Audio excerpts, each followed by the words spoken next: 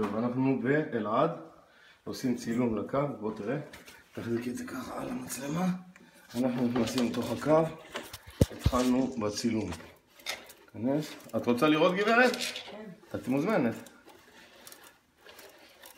אתה רואה עד לפה הקו בסדר, הכל בסדר, תקין עד לפה, פה תקין, פה אנחנו נכנסים אל תוך הבריכה שלך. אתה רואה?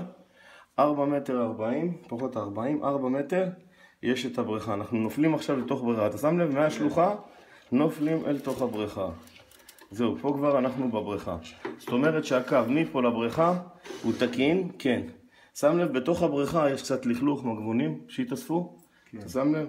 אני הייתי מציע שם לשבור, לעשות פתח ביקורת. עם זה, כמו, אתה יודע, יש כזה מסילה כזאת מברזל שעושים, פרופיל הפוך. אתה מרים את זה ויש לך נגישות לבריכה. אני הייתי מציע לך, למה? כל הלכלוך הזה, עכשיו זה קצת, אבל בעוד חצי שנה, כן, פה בתוך המרפסת שלך. זה מתאסף. כן, בבריכה שלך, זה המגבונים, אתה שם לב, זה מחלה. זה מחלה של מערכות הביוב. תגיד לי, זה איפה? זה לא בחוץ, זה פה. זה פה, זה בתוך הבריכה, הנה אנחנו רואים את זה. אתה שם לב כל הסמרטוטים בצד שמאל, אבל איפה זה בדיוק במעבר? ולמטה. זה לפה.